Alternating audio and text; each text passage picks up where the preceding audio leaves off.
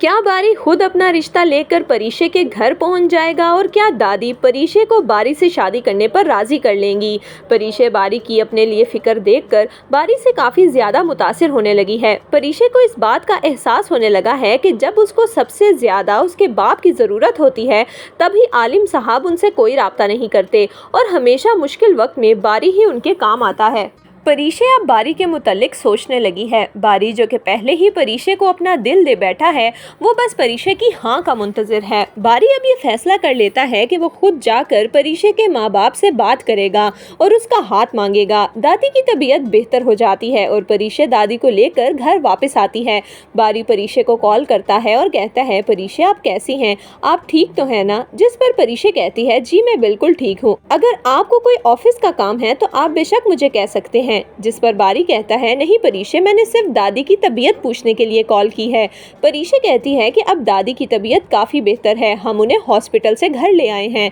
परीशे इंतजार कर ही रही थी कि बारी अब कुछ बोले, लेकिन बारी खामोश रहता है और परीशे को कहता है कि ठीक है, हम सुबह ऑफिस में मिलते हैं। लेकिन परीशे की दादी की तबीयत अचानक से खराब हो जाती है। जुबैदा परीशे को कहती है, परीशे फौरन आलिम साहब को कॉल करो और उन्हें बताओ कि अम्मा की तबीयत ठीक नहीं है। जिस पर परीशे कहती है, अम्मी हमेशा की तरह इस दफा भी अब्बू हमारी कॉल नहीं उठाएंगे।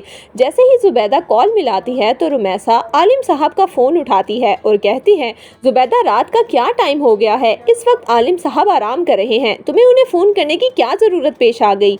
जिस पर जुबैदा कहती है कि अम्मा की तबीयत ठीक नहीं है, आलिम साहब को बताओ। लेकिन रुमैसा कहती है कि ठीक है, जब आलिम साहब सुबह उठेंगे तो मैं उन्हें बता दूंगी। जुबैदा की आंखों में आंसू आ जाते हैं। परीशे दादी को लेकर दोबारा से हॉस्पिटल आती है।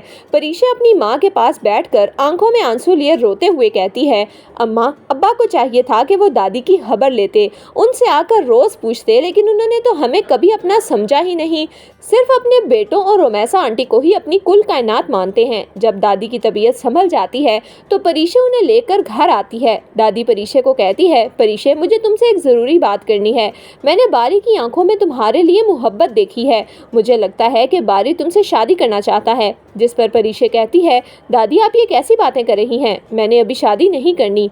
जिस पर दादी कहती है कि बेटा देखो, अलीज़े की भी तो शादी हो गई है ना, मैं चाहती हूँ कि तुम भी शादी कर लो, क्या तुम दादी की ये ख्वाहिश पूरी नहीं करोगी।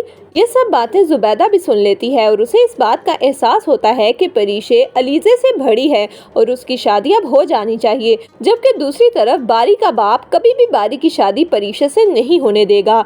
मिनाल बार बार अपने बाप को यही समझाती है कि बारी एक समझदार लड़का है और परीशे से बेहतर उसके लिए कोई नहीं हो सकता, लेकिन शायान साहब पर तो भूत सवार है कि वो कभी भी अपने बेटे की शादी उस मिडिल क्लास लड़की से नहीं करेंगे। तो दोस्तों, आपके ख्याल में क्या बारी अपने बाप के खिलाफ जाकर परीशे का रिश्ता लेने खुद ही पहुंच जाएगा? आपकी इस बारे में क्या राय है, हमें कमेंट्स में ज़रूर दीजिएगा।